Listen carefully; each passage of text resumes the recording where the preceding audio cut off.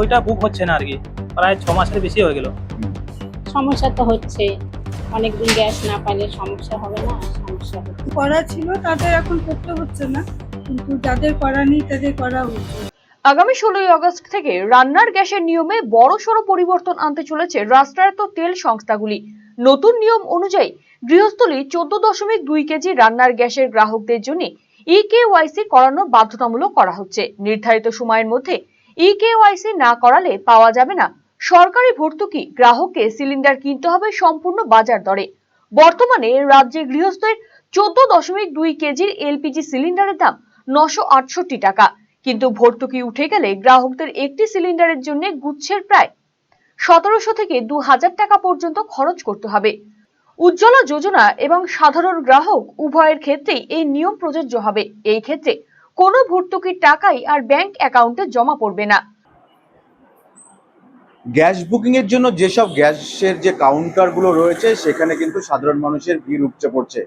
সাধারণ মানুষের একটা অভিযোগ যে তাদের গ্যাস বন্ধ হয়ে গিয়েছে এবং তারা যখন এই কাউন্টারে আসছেন খোঁজ নিতে তাদেরকে কিন্তু বলা হচ্ছে কেওয়াইসি দেওয়ার জন্য। আমরা একটু সাধারণ মানুষ এখানে যারা রয়েছেন তাদের সাথে একটু কথা বলবো, তাদের শোনার চেষ্টা করবো যাদের সমস্যাটা কি। দাদা, আপনাদেরকে এই গ্যাস কাউন্টারে কি বলা হয়েছে? আমাদেরকে এখনো কিছু বলা হয়নি, আমি তো এখনই আসলাম, ঠিক আছে। মানে আমার বইটা বুক হচ্ছে না আর কি, প্রায় 6 মাসের বেশি হয়ে গেল। বুক হচ্ছে না, মানে বুক করছি ক্যান্সেল করছে আর কি। ওই জন্য আসছি, আধার কার্ড নিয়ে কেআইসি করতে হবে না কি করতে হবে সেটা আধার কার্ডও নিয়ে এসছে? হ্যাঁ, আধার কার্ড নিয়ে আসছি, বইটাও নিয়ে আসছি। কোথা থেকে এসছেন আপনি? আমি বালিজল থেকে আসছি। বালিজল থেকে রায়গঞ্জ? হ্যাঁ। এখানে অনেকটাই তো ডিস্টেন্স। হ্যাঁ, মোটামুটি 14-15 কিলোমিটার। একটা হয়রানি তো হচ্ছে। কি করবো, এখন হয়রানি তো হচ্ছি আমরা। আপনারা দেখতে পাচ্ছেন এখানে সাধারণ মানুষ তারা দাঁড়িয়ে রয়েছেন, একজন বয়স্ক মহিলা তিনিও রয়েছেন। আপনার বাড়ি কোথায়? আমার বাড়ি দেবীনগর।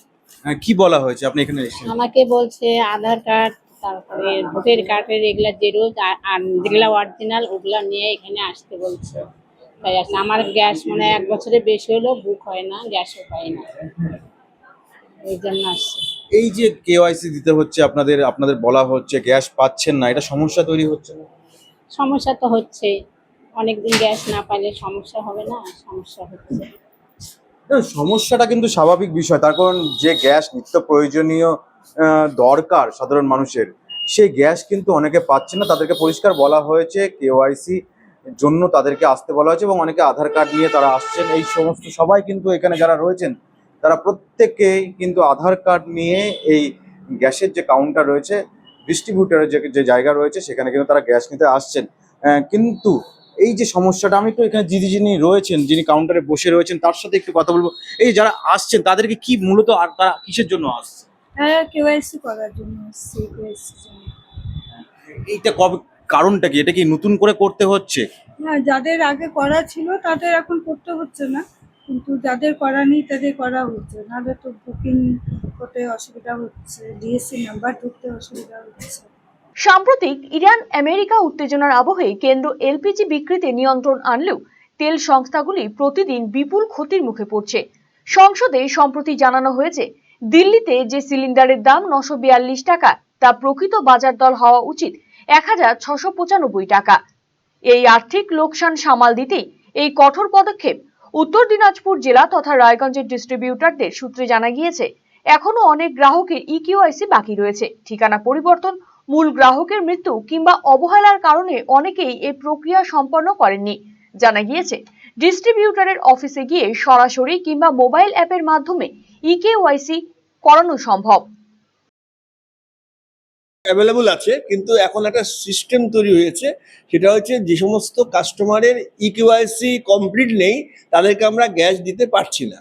ইকিউআইসি ছাড়া, আধার আপডেটেশন ছাড়া, বায়োমেট্রিকের আঙ্গুলের ছাপ ছাড়া তাদের গ্যাস আমরা কাটতে পারছি না। এই জন্য তারা একটু হয়রানি হচ্ছে। কিন্তু বর্তমান পরিস্থিতিতে যেটা চলছে, এই যুদ্ধের পরিস্থিতির পর থেকে আমরা দেখছি সরকারের গ্যাস নিয়ে একটা বিভিন্ন রকমের কর্মসূচি শুরু করেছে। তার মধ্যে একটা বিশেষ হচ্ছে এই কেওয়াইসি।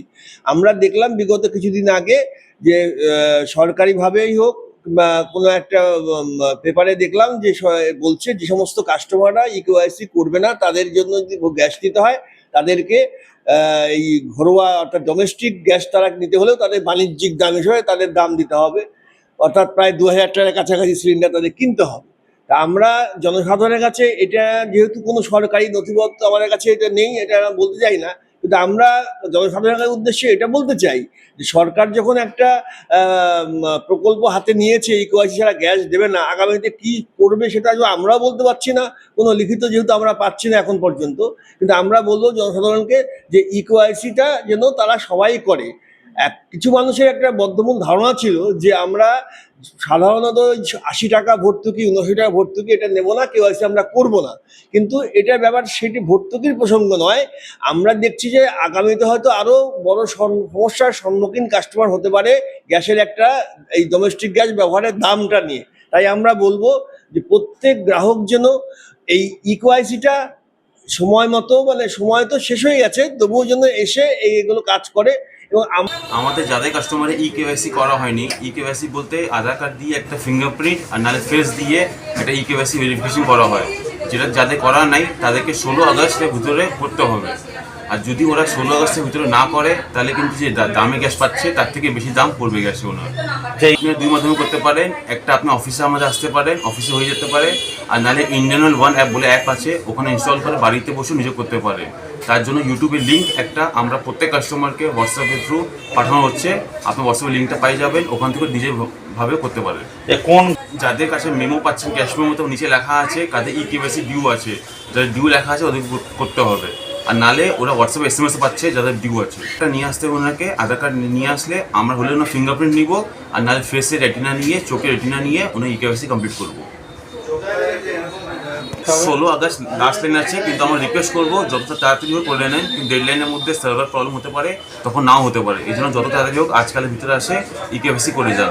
আমাদের অফিস সকাল 9:30 থেকে 6টা অবধি খোলা থাকে, 7 দিনই ইকেওয়াইসি হবে। যে সরকারি নির্দেশিকা এসছে যে অবশ্যই যেসব গ্রাহকরা রয়েছেন তাদেরকে ইকেওয়াইসি করতে হবে, এবং সেটা তারা এখানে এসেও করতে পারেন, এবং তারা চাইলে পরে সেটা বাড়িতে অনলাইনেও করতে পারেন। কিন্তু অবশ্যই সেই ইকেওয়াইসিটা কিন্তু জরুরি হয়ে পড়েছে গ্যাস পাওয়ার ক্ষেত্রে। রায়গঞ্জ থেকে সুমন রায়, RCTV সংবাদ।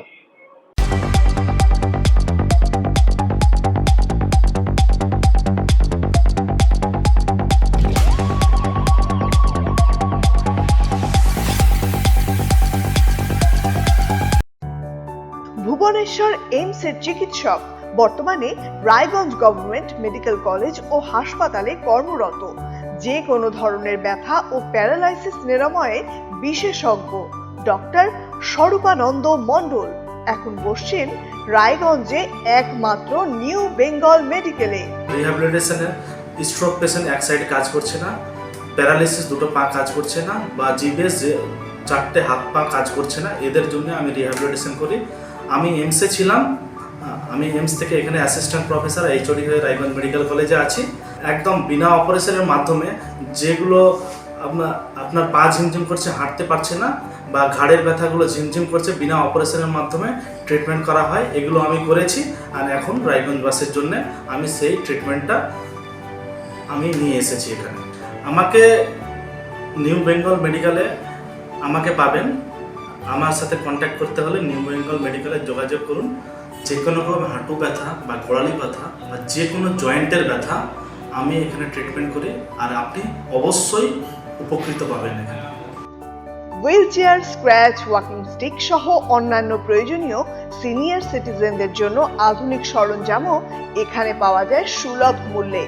নিউ বেঙ্গল মেডিকেল, সৎসঙ্গ রোড, উকিলপাড়া, রায়গঞ্জ, উত্তর দিনাজপুর। যোগাযোগ 9382968820।